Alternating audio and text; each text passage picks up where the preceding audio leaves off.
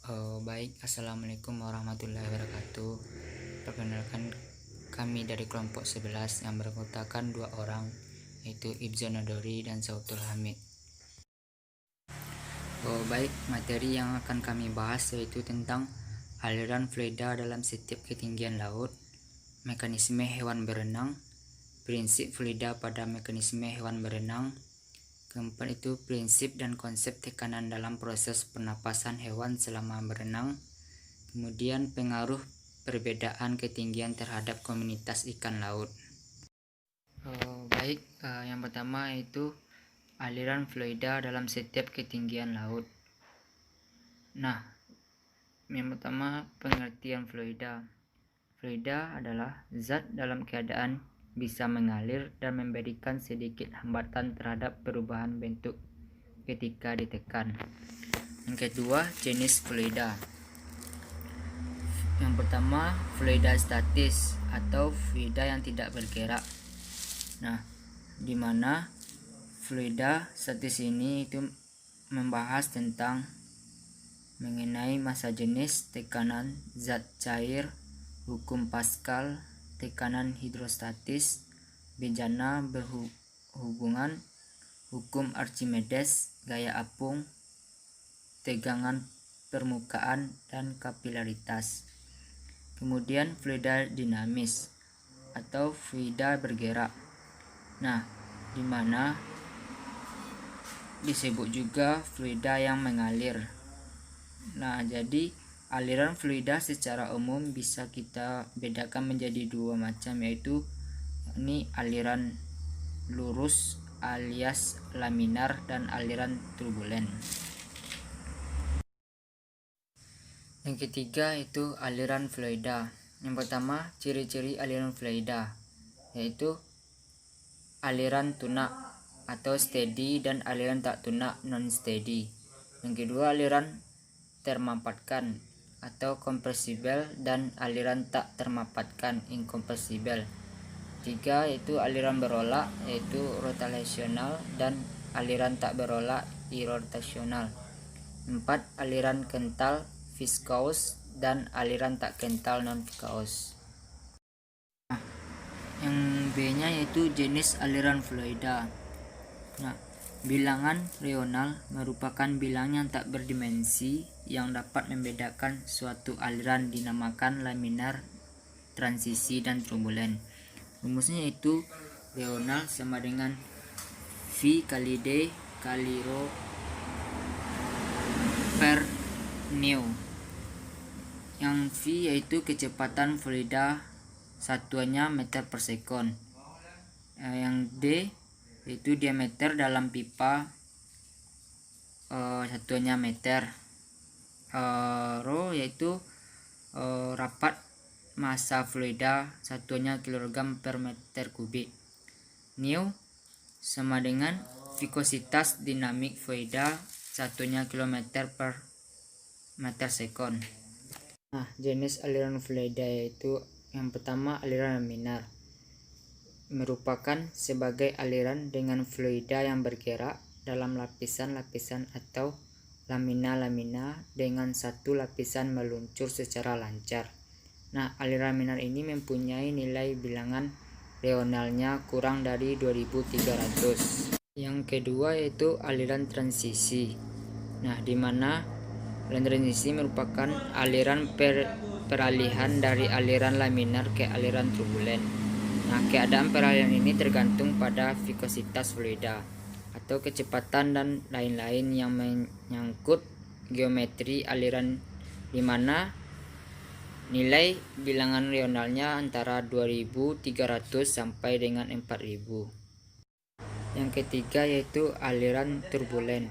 Aliran turbulen ini merupakan sebagai aliran yang dimana pergerakan dari partikel-partikel fluida sangat tidak menentu karena mengalami percampuran serta putaran partikel antara lapisan yang mengakibatkan saling tukar-menukar dari satu bagian fluida ke bagian fluida yang lainnya dalam skala yang besar. Nah, di mana bilangan reonalnya lebih besar dari 4000. Yang keempat yaitu aliran fluida di laut. Nah, aliran di laut adalah aliran turbulen dan percampuran sebagai besar adalah hasil dari steering gerakan turbulen ini. Nah, turbulensi pada air laut yaitu surface water, yaitu turbulensi pada surface water dapat terjadi akibat kekuatan angin dan pasang surut air. Kemudian turbulensi pada intermediate water, yaitu turbulensi pada intermediate water ini dipengaruhi oleh arus geser baik secara vertikal maupun lateral. Kemudian depth water, yaitu turbulensi pada depth water ini dapat dipengaruhi oleh keadaan lantai dasar yang tidak rata sehingga merubah arah gerak arus. Selanjutnya yaitu mekanisme hewan berenang. Yang pertama yaitu ikan. Ikan memiliki bentuk tubuh yang aerodinamis atau streamline untuk mengurangi hambatan ketika bergerak di dalam air. Gerakan lateral menghasilkan gaya dorong ke depan, organ keseimbangan atau gelembung berenang. Ikan berenang dengan mengerahkan kekuatan terhadap air di sekitarnya, tetapi ini biasanya disebabkan oleh kontraksi otot ikan di kedua sisinya untuk menghasilkan gelombang lenturan yang berjalan di sepanjang tubuh ikan dari hidung sampai ke ekor. Nah, vektor gaya yang bekerja pada air dengan gerakan secara lateral menghasilkan gaya yang mendorong ikan ke depan. Nah, sebagian besar ikan menggunakan gerakan lateral pada tubuh dan sirip ekornya untuk menghasilkan gaya dorong ke depan. Tetapi ada juga yang bergerak menggunakan sirip pasangan dan sirip tengahnya. Ikan yang bergerak dengan sirip pasang dan sirip tengah cocok untuk hidup di terumbu karang, tetapi jenis ikan ini tidak dapat berenang secepat ikan yang menggunakan tubuh dan sirip ekornya. Nah, organ-organ keseimbangan pada ikan ini adalah itu gelombang renang, gurat sisi, dan sirip. Nah, gelombang renang hanya terdapat pada ikan telostei. Gelombang renang berfungsi sebagai alat hidrostatik untuk menyesuaikan diri dengan tekanan air terhadap tubuhnya. Sebagai alat bantu, ikan memiliki sejumlah sirip. Sirip yang berpasangan adalah untuk gerak maju mundur, misalnya sirip dada dan sirip perut. Kemudian sirip tunggal adalah untuk keseimbangan, misalnya sirip punggung dan sirip belakang, di mana sirip belakang terdapat lubang anus.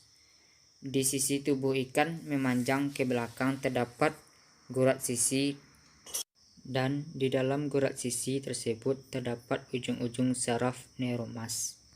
Kemudian hiu.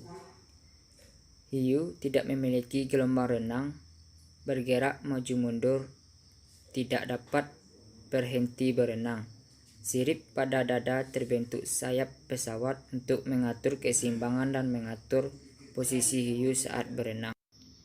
Nah, hiu tidak seperti ikan lainnya. Namun, hiu tidak bisa berhenti tiba-tiba atau berenang mundur. Sirip dada ikan hiu tidak bisa menekuk ke atas seperti ikan. Hal ini membuat ikan hiu memiliki keterbatasan dalam bergerak. Baik, di sini saya akan melanjutkan penjelasan dari Hamid tadi mengenai prinsip fluida pada mekanisme hewan berenang. Yang pertama yaitu prinsip fluida pada ikan. Pada saat berenang, sirip ikan memberikan tekanan yang besar ke air ketika sirip tersebut digerakkan. Akibatnya, ikan memperoleh gaya dorong air sebagai reaksinya. Hal ini mengacu pada hukum 3 Newton yang berbunyi ketika suatu benda memberikan gaya pada benda kedua tersebut memberikan gaya yang sama besar tetapi berlawanan arah terhadap benda yang pertama. Hal ini dirumuskan sebagai F aksi sama dengan min F reaksi. Kemudian pada saat ikan berenang, ikan juga mengalami yang namanya gaya apung atau gaya angkat ke atas. Hal ini sesuai dengan prinsip Archimedes yang berbunyi sebuah benda yang tenggelam seluruhnya atau sebagian dalam suatu fluida yang diangkat ke atas oleh sebuah gaya yang sama dengan besar atau berat fluida yang dipindahkan. Yang dirumuskan sebagai FA sama dengan WF sama dengan M dikali G sama dengan rho F dikali G dikali VF. Keterangan dengan FA yaitu gaya angkat ke atas, WF sama dengan besar fluida yang dipindahkan, MF sama dengan massa fluida, rho F sama dengan massa jenis fluida, VF sama dengan volume benda yang tercelup. Nah, ketika ikan berenang, ada kecepatan relatif antara air dan ikan. Tubuh ikan akan mengalami yang namanya gaya gesek fluida. Gaya gesek yang dialami ikan adalah gaya gesek zat alir yang dirumuskan sebagai F fluida sama dengan koefisien benda dikali dengan koefisien viskositas dikali dengan kecepatan gerak benda. Kemudian pada tubuh ikan itu terdapat yang namanya swim bladder atau gelembung renang yang berfungsi untuk memberi kemampuan ikan untuk mengendalikan daya apung sehingga mampu menghemat energi untuk berenang. Selanjutnya yaitu prinsip dan konsep tekanan dalam proses pernafasan hewan selama berenang. Selama berenang, hewan akan dipengaruhi oleh yang namanya tekanan hidrostatik. Tekanan hidrostatik merupakan tekanan yang timbul ketika suatu benda atau hewan itu berada di dalam zat cair. Rumus tekanan hidrostatis ini yaitu pH sama dengan rho dikali G dikali H. Keterangannya, pH adalah tekanan hidrostatis, H sama dengan kedalaman zat cair, rho sama dengan massa jenis zat cair, G sama dengan percepatan gravitasi. Tekanan hidrostatis ini adalah tekanan yang timbul di dalam zat cair. Tekanan hidrostatis ini sebanding dengan kedalaman zat cair atau massa jenis zat cair tersebut. Jadi semakin dalam hewan itu berenang, maka semakin besar pula tekanan hidrostatis yang akan diterima oleh hewan tersebut. Kemudian konsep dan prinsip tekanan hewan laut yang bernafas menggunakan paru-paru. Yang pertama yaitu ada lumba-lumba. Dengan paru-paru yang dapat dimanfaatkan, lumba-lumba dapat menyelam lebih dalam dan bernapas 3 kali lebih cepat ketimbang manusia. Saat lumba-lumba menyelam jauh di bawah permukaan air, paru-paru mereka dapat bertahan dari tekanan yang tinggi. Ternyata kemampuan yang luar biasa ini mereka miliki karena paru-paru yang dimanfaatkan. Dengan paru-paru yang bisa disusutkan tersebut, lumba-lumba dapat menghirup dan menghembuskan napas 2 kali sampai 3 kali lebih cepat daripada manusia.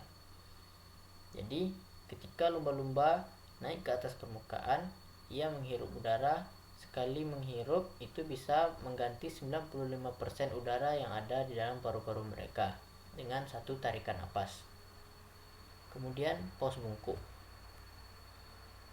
Paus bungkuk ini dapat menyelam hingga kedalaman 2500 meter. Kedalaman di mana kapal selam militer pun tidak dapat menyelam sampai sedalam itu. Mengapa paus bungkuk ini dapat menyelam sejauh itu? Karena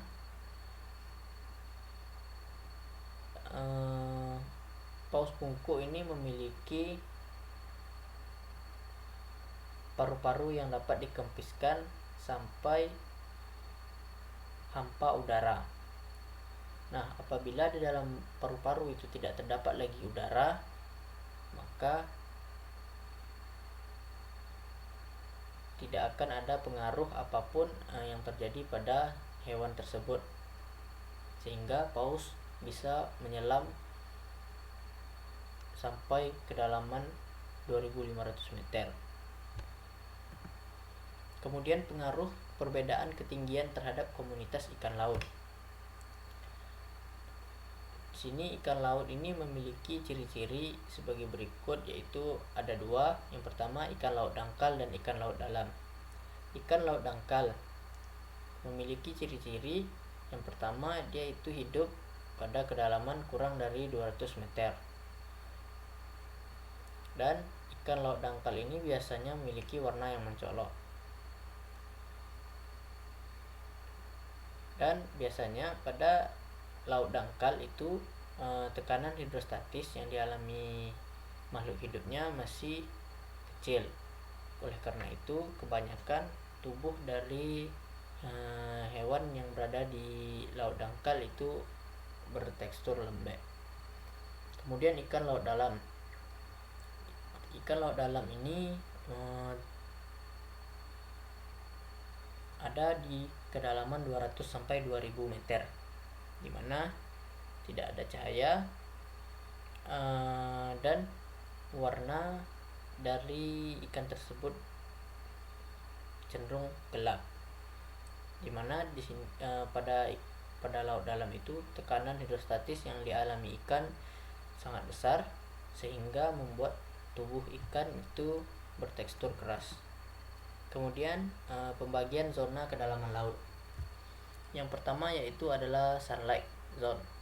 Sunlight zone ini adalah kedalaman permukaan laut dari 0 sampai 213 meter, di mana pada zona pertama ini masih disinari cahaya matahari, suhunya masih hangat, dan banyak hewan yang terdapat di sunlight zone seperti hiu, ikan pari, penyu, ubur-ubur, bintang laut, gurita, kerang, dan lain-lain.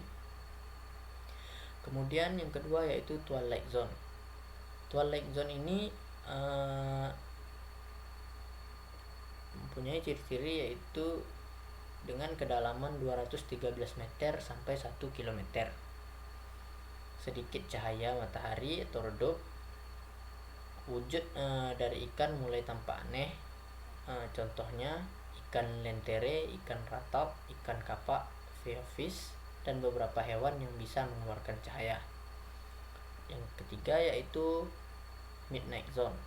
Kedalaman 1 sampai 8 km, di mana cahaya hanya dapat diproduksi oleh hewan laut itu sendiri seperti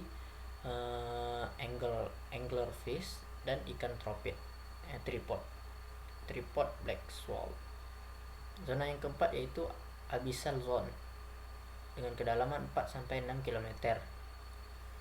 Suhu dari abyssal zone ini mencapai 32 derajat Fahrenheit atau 0 derajat Celcius, di mana tidak terdapat cahaya matahari sama sekali. Hewan yang mampu hidup di zona ini yaitu starfish, cumi-cumi kecil, dan lain-lain. Kemudian zona yang terakhir yaitu Tenches zone dengan kedalaman 6 sampai 11 km, mana suhu bisa mencapai di bawah titik beku dengan tekanan hidrostatik yang tinggi. Hewan yang biasanya hidup di zona ini yaitu cacing tabung raksasa, foraminifera, spesies khusus bintang laut, hingga belut kus. Ini adalah contoh gambar dari hewan-hewan yang hidup di 5 zona tadi. Ada di sunlight zone, twilight zone, midnight zone, abyssal zone, dan Tenches zone.